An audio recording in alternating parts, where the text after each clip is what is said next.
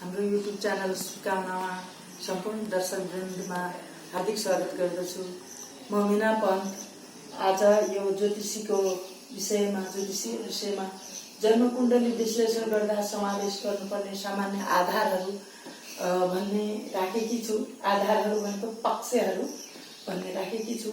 कसैको जन्मकुण्डली हेर्दा के विषयहरूमा विचार गर्नु पर्यो भन्ने कुरा हो। यो जन्मकुण्डली भनेको लग्न कुण्डली मात्रले पनि धेरै कुरा जनाउने हुन्छ र अरू सबै मसिना कुराहरू कैयौं पक्षहरू आयामहरू त्यतापट्टि त्यो धेरै उल्झनमा आधारभूत फलित गर्ने व्यक्तिहरू गर्न पनि सक्दैनन् र सिकारुलाई पनि अप्ठ्यारो पर्ने हुन्छ। अब यो लग्न कुण्डली नै मुख्य महत्त्वपूर्ण रहेको छ र यति कुरा यसैबाट धेरै कुरा जानकारी हुन्छ। फेरि चन्द्र कुण्डली बनाउँदा चन्द्रबाटै काउन्ट गर्दा चन्द्रमा जहाँ छन् अवस्थित त्यहाँदेखि गर्दा त्यो भइहाल्छ। र अब यो हो लग्न कुण्डली कसै व्यक्तिको। अब यसमा के कुराहरूको विचार गर्नु पर्यो भने स्थान अनुसार ग्रहहरूको अवस्थिति, ग्रहहरू केन्द्रमा रहेका छन् कि मूल त्रिकोणमा रहेका छन् कि भन्ने कुरा हो। लग्नका मालिक कहाँ अवस्थित छन्, उनमा कसको दृष्टि छ इत्यादि। यो राशि अनुसार ग्रहहरूको अवस्थित भनेको कुन राशिमा अवस्थित छन्। कुनै पनि ग्रहहरू जस्तै बृहस्पति कन्यामा अवस्थित छन्, मंगल मकरमा अवस्थित छन्, त्यस्तै र धेरै कुरा जानकारी अघिल्ला भिडियोहरूमा यहाँहरूलाई भइसक्यो। यो सबै बुझिन्छ। स्थान अनुसार भनेको केन्द्र, त्रिकोण, त्रिक स्थानहरू र अनि कणफर स्थानहरू जस्तै तृतीय स्थान, एकादश इत्यादि। अनि त्यसै गरी ग्रहहरूको अंश त एकदमै महत्त्वपूर्ण भयो। कति अंशमा छन् लग्न, कति अंशका छन् लग्न, त्यसमा स्थित ग्रह र बाँकी ग्रहहरू कति आफ्नो अंशमा छन्।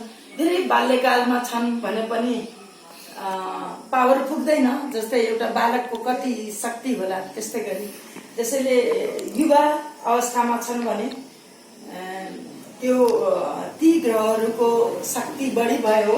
त्यस्तै गरी वृद्धावस्थामा पनि त्यति शक्तिशाली हुन सक्दैनन् र अन्तको अवस्था मृतावस्था भनिन्छ ग्रहहरूको। अब त्यो भयो अंश।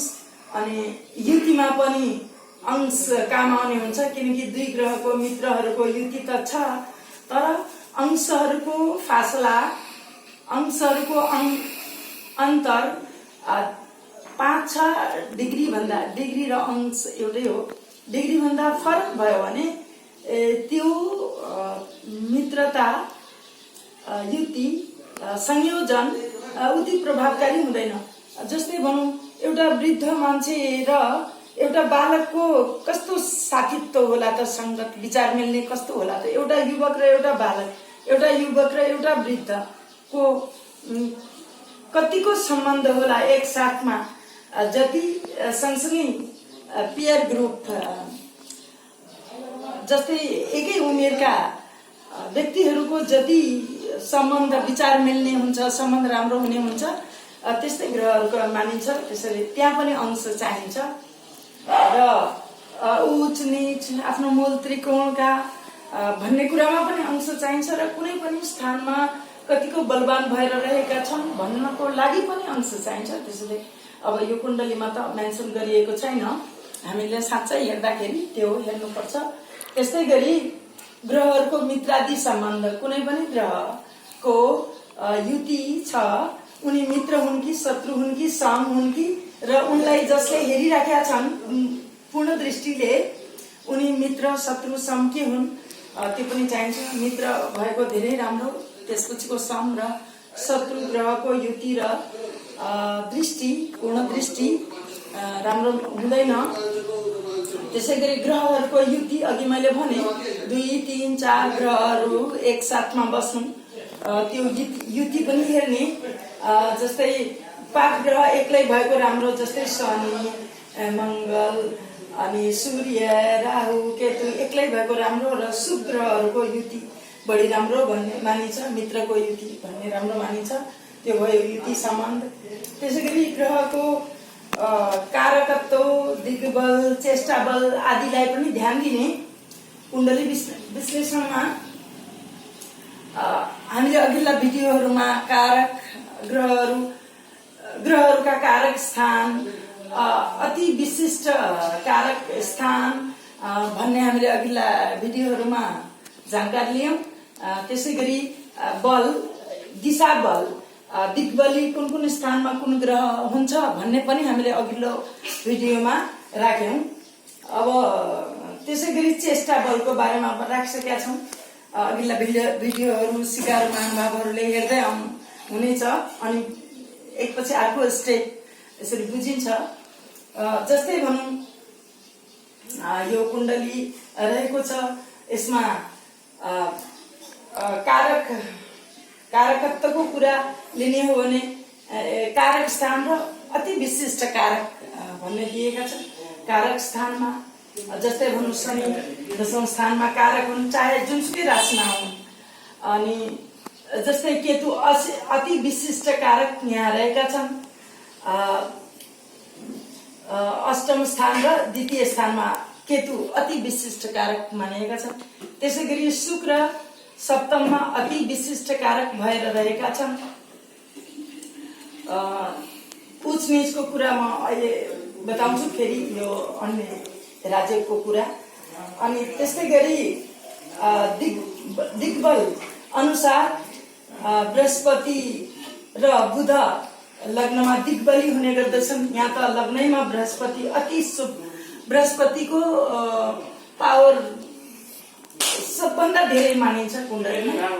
बृहस्पति शक्तिशाली छन् भने, शुभ छन् भने अरू दुर्योग, कयौं दुर्योगहरू पनि निष्फल हुने गर्दछन्। अनि दिग्बली भएर बृहस्पति यहाँ रहेका छन्। त्यसै गरी चेष्टा बल, अब शुभ ग्रहहरू बक्री भएमा चेष्टा बल प्राप्त हुन्छ र चन्द्रमासँग चेष्टा बल प्राप्त हुन्छ। यहाँ शुभ ग्रहहरूको यो बक्री उल्लेख गरिएको छैन, कुनै ग्रह छन् या छैनन् यो डिटेलमा हेर्दाखेरि साँच्चैमा हेर्नु पर्दा यो विचार गर्नुपर्ने हुन्छ। यहाँ त उदाहरणको लागि राखिएको। त्यसै गरी सूर्य र चन्द्रमाको स्थिति बाट बन्ने शुभ र अशुभ योग हुन्छ। जस्तै चन्द्रमाको दुवैतिर शुभ ग्रह छन् भने धेरै राम्रो, त्यो नामहरू दिएको छ किताबमा, युट्युबहरूमा हेर्न सक्नुहुन्छ त्यो स्थितिको, त्यस्तो अवस्थाको। त्यस्तै सूर्यको दुवैतिर शुभ ग्रहहरू भएको धेरै राम्रो र दुवैतिर अशुभ ग्रहहरू भयो भने नराम्रो स्थिति मानिन्छ, त्यो पनि योग छ। त्यसै गरी लग्नको पनि हुन्छ, दुवैतिर अशुभ ग्रहहरू भयो भने पाप कर्तरी लग्न मानिन्छ। शुभ ग्रहहरू भएको धेरै राम्रो मानिन्छ। त्यसैले सूर्य र चन्द्रमा स्पेशली त्यो योग बन्ने हुन्छ, सूर्य र चन्द्रमाले बनाउने शुभ योग। त्यसै गरी विभिन्न किसिमका राजयोगहरू, शुभ योगहरू र दुर्योगहरू पनि हेर्ने कुण्डलीमा। हामीले पञ्चम महापुरुष राजयोग, निजभङ्ग राजयोग, विपरीत राजयोगको बारेमा पढ्यौं। त्यसै गरी लक्ष्मी नारायण योग, महालक्ष्मी राजयोग, अष्टलक्ष्मी राजयोग, नवलक्ष्मी, यो सबै धेरै किसिमको दिइएको छ। शुभ योगहरूमा सर्वशुभ योग जस्तै भनौं षष्ठम, अष्टम र द्वादश स्थानमा कुनै ग्रह नभएको सर्वशुभ योग मानिन्छ, एउटा शुभ योग हो। त्यसै गरी तृतीय स्थानमा, षष्ठममा, नवौं स्थान र 12औं स्थानमा पनि कुनै ग्रह छैनन् भने त्यो पनि एउटा शुभ योग हो। त्यसको नाम प्रताप योग राखिएको छ। अनि यस्ता यस्ता अन्य कयौं योगहरू पनि छन्, अनि दुर्योगहरू जस्तै राहु केतुबाट भन्ने, खास गरी राहुबाट, राहु जहाँ सूर्य चन्द्रसँग भयो रहने योग भयो, अलि अशुभ भयो। चन्द्र सूर्यले दिने शक्ति प्रदान दिन नसक्ने भए त्यस्तै गरी बृहस्पतिसँग गुरु चाँडाल योग, शुक्रसँग लम्बट योग, मङ्गलसँग अङ्गार यस्तै हुन्छ र शनिले पनि चन्द्रमासँग बनाउने विष योग यस्तो हुन्छ। अरू पनि योगहरू छन् र योगहरू अनुसार नै हाम्रो जीवनमा सम्पूर्ण घटनाहरू घट्ने हुन्छन्। शुभ घटनाहरू र अशुभ घटनाहरू रहने हुन्छन्। त्यसैले त्यो पनि हामीले विचार गर्नुपर्ने हुन्छ। अब यो उदाहरणको लागि जुन कुण्डली दिएको छ यो वास्तविक कुण्डली हो। यो 10 क्लासमा पढ्ने एकजना जिम्मेदार ज्ञानी बच्चाको कुण्डली हो अनि मैले पनि पढाएको। यो कुण्डली म कहाँ आएको थियो हेर्नको लागि अब यो कुण्डलीको यी अनुसार विचार गरौँ। यी आधारहरू अनुसार लग्नमा बृहस्पति देव छन्। सबै अशुभहरू नाश गर्ने योग बनाएका छन् बृहस्पतिले। अनि अब लग्न हामी यसरी कुण्डली विश्लेषण गर्ने। लग्नदेखि बिस्तारै सबै क्रमशः द्वादशसम्म लग्नका मालिक गएर सप्तममा बसे बुधदेव सूर्यसँग बुधादित्य राजयोग बन्यो। अनि त्यसै गरी यताका अब बुधदेवले यहाँबाट आफ्नो घरलाई सप्तम दृष्टिले पूर्ण दृष्टिले हेरिराखेका छन्। यो अर्को राम्रो शुभ योग पर्यो। त्यसैमा अर्को एउटा परिवर्तन योग परेको छ। लग्नका मालिक बुध सप्तमका मालिक यो कन्या राशि भयो बुधदेवको। यिनी गएर सप्तममा बसे अनि सप्तम यहाँ मीन राशि छ। मीन राशिका स्वामी बृहस्पति गएर लग्नमा परिवर्तन योग भयो। यो पनि एक किसिमको राजयोग हो। फेरि केन्द्रका भावहरूमा भएको परिवर्तन योग एकदम राम्रो शुभ योग हो। अनि यो राम्रो पक्ष आफैमा छ। लग्नै राम्रो भइहाल्यो भने अब अरू के चाहियो फेरि। मान्छेको व्यक्तित्व, मान्छेको बुद्धि, विवेक, स्वास्थ्य सबै कुरा जनाउँछ यसले। अनि त्यसपछि यो धनस्थान भयो। यसका मालिक शुक्रदेव यो तुला राशि सँगै केतु पनि बसेका छन्। उसरी त शुक्रको घरमा मित्र भए र त्यसैमा अति विशिष्ट कारक भएर केतु बसेका छन् धनस्थानमा। यो एकदम राम्रो पक्ष। यसका मालिक गएर फेरि सप्तममा बसे उच्चका भएर। शुक्र यहाँ मालव्य राजयोगमा पञ्चमहापुरुष राजयोग बनेको छ। शुक्रदेव अति विशिष्ट कारक आफैमा सप्तम स्थानमा, त्यसैमा उच्चका भएर बसेका छन्। यो मालव्य राजयोग बन्यो आफैमा। त्यसैमा फेरि अर्को एउटा छ कि लग्नका मालिक बुध र शुक्रको युति लक्ष्मीनारायण योग हो। यो धन सम्पदाको लागि अति राम्रो त्यस्तो बनेको छ स्थिति। त्यसपछि यो तृतीय स्थान मङ्गलदेवको वृश्चिक राशि भयो। मङ्गलको घर भयो। मङ्गल गएर उच्चका भएर फेरि पञ्चम स्थानमा रहे। तृतीय लग्नदेखि तृतीय स्थानका मालिक आफू पनि फेरि तृतीय स्थानमा आफ्नो स्थानदेखि तृतीय भएर तृतीय स्थानमा बस्नु यो एउटा शुभ योग हो। र त्यसैमा उच्चका मङ्गल भएर बसेका छन्। पराक्रमी, मेहनती, सिपालु, टेक्निकल मान्छे हुन सक्छन् यस्ता मान्छे। र यो पनि राम्रो पक्ष भयो यो स्थान। अब यो चतुर्थ स्थान सुख स्थान, माताको स्थान, भूमि, भवन, वाहन, सेवक भएको प्राप्त हुने स्थान भयो। जनसागर पनि हो यो स्थान। यसका मालिक गएर लग्नमा यो एकदम राम्रो योग बनेको छ। अनि उनको आमा पनि टिचिङ गर्नुहुन्छ, गभर्मेन्ट जब, स्थायी। आमाको सुख छ भरपुर, धेरै राम्रो स्थिति रहेको छ। त्यसपछि यो पञ्चम स्थान उच्चका मङ्गल बसेका छन्। यसले के जनाउँछ भने यिनी भनौँ उपकरण निर्माता, चिरफाँड भन्ने जस्तो मङ्गलसँग सम्बन्धित सम्बन्धित विद्या यन्त्रहरूको निर्माण आदि किनकि उच्चका भएर रहे, किनकि शिवको पनि स्थान तृतीय स्थान गएर पञ्चममा, त्यसैले एकदम राम्रो छ यो पनि पञ्चम स्थान। त्यसपछि षष्ठ स्थानका मालिक, पञ्चम स्थानका मालिक गएर फेरि केन्द्रमा रहेका छन्। दशम स्थानमा कर्मको स्थान हो, कर्मशील पनि भए। शनि बुधको घरमा, मित्रैको घरमा गएर विद्या एकदमै राम्रो छ। त्यसपछि ज्ञानी छन् अनि यो सबै कुरा राम्रो छ। खानपानमा मिठो मिठो खाना पाइने भनौँ न, एकदम राम्रो योग परेको छ। त्यसपछि यो षष्ठम स्थान रोग रिपुको ऋण आदिको हो। यसका मालिक गएर फेरि शनि, यो कडा ग्रह, अशुभ राशि हुनु राम्रो मानिन्छ आफैमा। त्यसपछि फेरि शनिदेव गएर आफ्नो मित्रमा छन्। रोगी, यस्तो ऋण सिंह केही पनि छैन यिनलाई, शत्रु इत्यादि केही पनि छैन।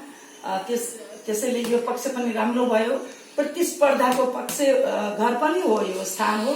त्यहाँ गएर कर्ममा छन्, दिएको प्रतिस्पर्धामा पनि अगाडि बढ्ने, किनकि शनिदेव कारक भएर बसेका छन् दशौं स्थानमा मित्रको घरमा, बुध आफैमा केन्द्रमा फेरि, त्यसैले अत्यन्त राम्रो बनेको छ यो पनि घर। त्यसैले अब यो सप्तम स्थान व्यापारको स्थान, पति पत्नीको स्थान, जनसागरको स्थान पनि हो। लोकालिटी मतलब कम्युनिटी कतिको सपोर्ट गर्छन्, आफूलाई मन पराउँछन् भन्ने। अब यसको त यो घर त यति राम्रो भन्नाले बुध र शुक्रको युति, लक्ष्मीनारायण योग, बुध र सूर्यको युति, बुधादित्य राजयोग, शुक्रदेव अति विशिष्ट कारक भएर मालव्य योग बनाएका पंच महापुरुष राज्य अत्यन्त राम्रो छ। पत्नी पक्ष असाध्यै राम्रो छ। उनी अहिले त बालकै छन्। अब भविष्यमा मैले उनको बारेमा पहिला पनि विश्लेषण गरेँ, उनलाई सुनाएकी छु। र अब यो अष्टम स्थान यहाँ मंगलको घर भयो, मेष राशि, र राहु छन् यहाँ। यिनी राहु केका कारक पनि हुन् भने खोज, अनुसन्धान, आविष्कारका कारक पनि हुन्। अनि यिनका घरका मालिक गएर पञ्चममा बसेका छन् मंगल उच्चको भएर। त्यसैले साइन्सतिर गएर कुनै नयाँ उपकरणको निर्माण गर्ने, आविष्कार, खोज, अनुसन्धान यस्तो यो बनेको छ। र अलिकति के मात्र भएको छ भने राहु भएको कारण, अष्टम राहु भएको कारण साना साना चोटपटकहरू लागिराख्ने। पञ्चम स्थानका मंगलले पूर्ण दृष्टिले हेरेका छन्। हुन त यिनको आफ्नो घर छ, फेरि राहुलाई हेरेका छन्। फेरि राहु आफैमा पाप ग्रह, अनि पाप ग्रह क्रूर ग्रहले हेरे, त्यसैले पनि चोटपटक लागिराख्ने यस्तो सम्भावना भइरहेको छ। मैले उहाँहरूलाई सुझाव दिएकी छु राहु केतुको। अब केतु त के छैनन् राहुको गर्ने भनेर, केतुको पनि दृष्टि त भयो। राहुको जप दान आदि गर्दाखेरि, हवन गर्दाखेरि केतुको पनि सँगै गर्नुपर्ने हुन्छ। मतलब यति गर्दा पुग्यो, के पनि अनिष्ट छैन। त्यसपछि यो भयो नवौं स्थान भयो, यो भाग्य स्थान भयो, पिताको स्थान पनि हो, लामो यात्राको स्थान पनि हो। यसका मालिक गएर वृष राशि गएर फेरि यसरी उच्चका भएर बसिदिएका छन्। अनि यिनको अब पिता हाई स्कलर हुनुहुन्छ, युनिभर्सिटीका कलेजका प्रोफेसर, शिक्षिका हुनुहुन्छ। अनि त्यसपछि सबै कुरा एकदमै राम्रो छ। अनि अब यिनी आफू पनि अब के हुन्छन्, किनकि यिनको गभर्मेन्ट राज्य पक्ष पनि अति राम्रो छ, किनकि सप्तम सूर्य राज्य पक्ष बृहस्पति भयो यहाँ आफैमा। यो धेरै राम्रो बनेको छ। जे गर्दा पनि हुने योग परेको छ यिनको। आफ्नै पर्सनल कुनै कारोबार गर्दाखेरि पनि राम्रो हुने देखिन्छ। अनि भाग्यले सधैँ साथ दिन्छ, एकदमै राम्रो उच्च अगाडि बढ्दै जाने भएको छ यहाँ। त्यसपछि यो दशौं स्थान हो, बुधदेव यिनी पनि आएर केन्द्रमा बसे र सँगै कारक ग्रह यहाँ भएको हुनाले यो पनि राज्यको स्थान, पिताको स्थान हो, कर्म स्थान हो। एकदम राम्रो भयो। त्यसपछि यो लाभ स्थान आय स्थानमा चन्द्रमा आफ्नै घरमा कर्कका भएर बसेका छन्, राम्रो भयो, आय भइराख्ने भयो। त्यसपछि यो व्यय स्थान विदेशको स्थान पनि हो, अनि विदेश यो सप्तम आएका हुनाले विदेशको भ्रमण केही योग पनि पर्न गएको छ र यिनी आएर यहाँ सप्तम स्थान अब केन्द्रमा आए, राम्रो भयो, दिन सिद्धिमा खर्च नहुने, यस्तो भए पनि राम्रै कुरामा हुने त्यस्तो परेको छ। अब त्यसपछि अर्को एउटा पक्ष सरस्वती हेरौँ के भएको छ भने केन्द्रादित्य योग, जम्मै केन्द्रादित्य योग र केन्द्र त्रिकोण योग परेको छ। यो केन्द्र भावका मालिक गएर शनि गएर सप्तम केन्द्रैमा, यो केन्द्रका मालिक गएर लग्नमा, चतुर्थका मालिक गएर लग्नमा केन्द्रैमा। अब यसका मालिक गएर सप्तम स्थानका मालिक बृहस्पति यहाँदेखि सप्तममा केन्द्रमा, दशौं स्थानका मालिक गएर फेरि केन्द्रमा। अब यो पंचम स्थान त्रिकोण स्थान हो, शुभ स्थान, यसका मालिक गएर फेरि केन्द्रमा। अनि यो नवौं स्थान त्रिकोण स्थान, यसका मालिक आएर पनि केन्द्रमा। अब योभन्दा बढ्ता के हुन सक्छ? यस्तो राम्रो कुण्डली मैले पनि भेटाएँ। फेरि आफ्नै विद्यार्थी रिलेटिभ पनि हुन्, उहाँ धेरै हितैषी आफ्ना इष्टमित्र पनि हुन्। यो यस्तो बच्चाको कुण्डली यस्तो भयो, म पनि गदगद भएँ। र यसरी हामी कुण्डलीको विश्लेषण पनि गरौँ, लग्नदेखि द्वादशसम्म क्रमै लिएर यी पक्षहरूलाई मोटामोटी हेरौँ। र यसरी आजको हाम्रो ज्योतिषीय कार्यक्रम यति नै। अब आउँदो एउटा भिडियो म राख्नेछु अब पुरा निचोडमा।